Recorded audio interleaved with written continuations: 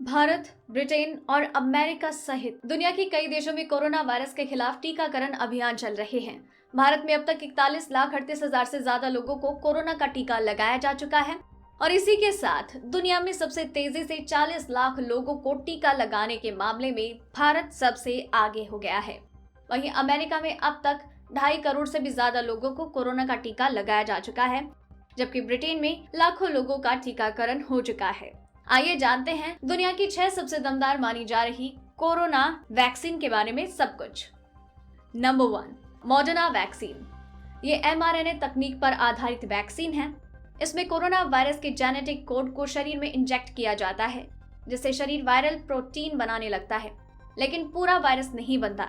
इस तरह से शरीर का प्रतिरक्षा तंत्र वायरस पर हमला करने के लिए तैयार हो जाता है। ये वैक्सीन 94.1% प्रभावी है। इसके तीसरे चरण का ट्रायल पूरा हो चुका है।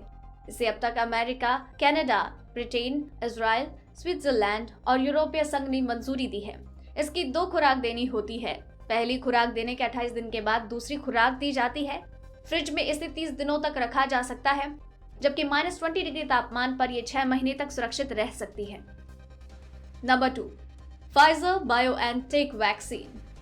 मॉडर्ना की तरह ये भी mRNA तकनीक पर आधारित वैक्सीन है। ये 95% तक प्रभावी है। इसके भी तीसरे चरण का ट्रायल पूरा हो चुका है।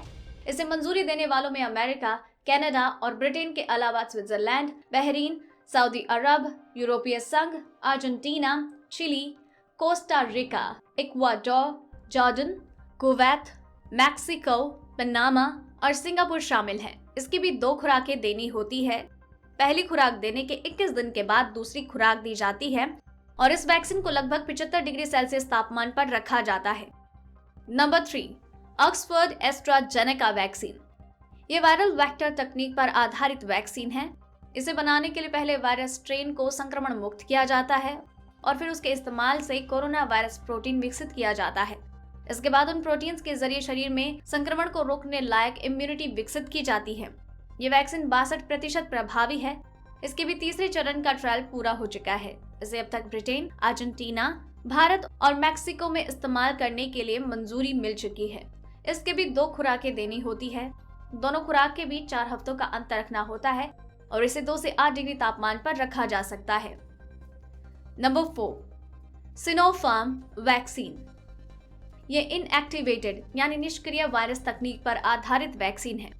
इसे बनाने के लिए निष्क्रिय हो चुके वायरस यानी जिनमें संक्रमण फैलाने की क्षमता खत्म हो चुकी है, उनका इस्तेमाल किया जाता है। इसकी मदद से शरीर वायरस से लड़ना सीखता है और उसके खिलाफ इम्यूनिटी विकसित करता है, जिससे बाद में सक्रिय वायरस से लड़ने में मदद मिलती है।